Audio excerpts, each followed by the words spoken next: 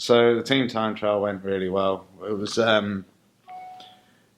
sort of, I'm kind of surprised that we're still seen as a surprise result.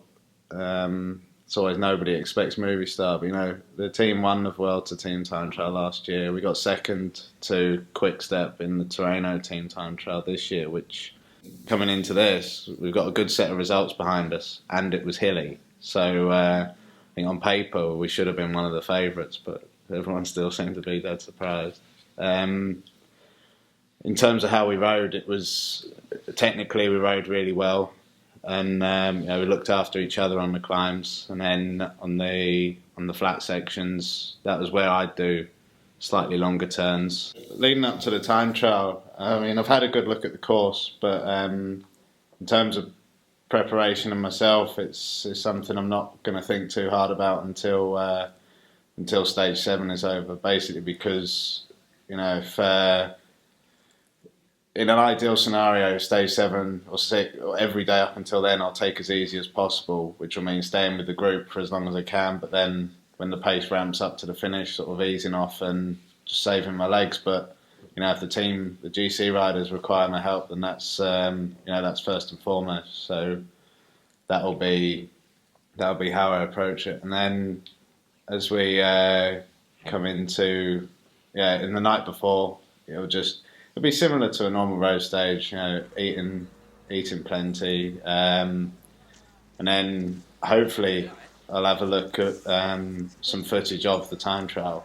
The first half is pretty technical, so it'd be good to see that ahead of actually doing it, and get my feet up and get an early night.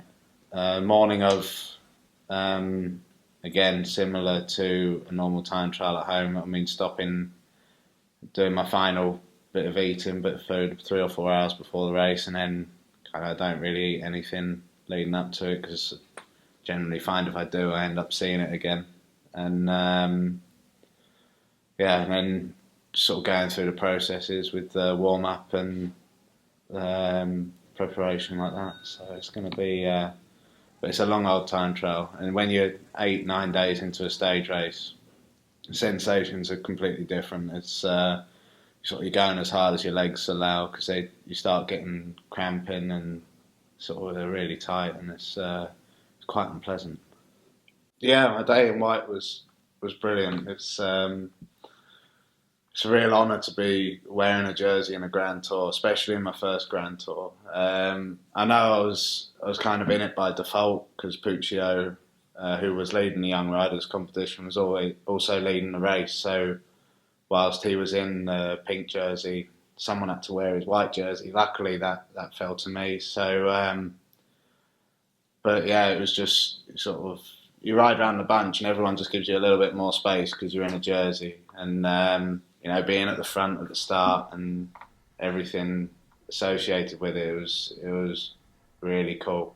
Coming into this, I had a lot of messages from fans, friends and family wishing me good luck, and I was quite overwhelmed by it all, really. And this is a big deal for me. This is the biggest sort of the race I've ever had to tackle. So I'd be sort of them days where I'm really on the rivet, thinking of them, and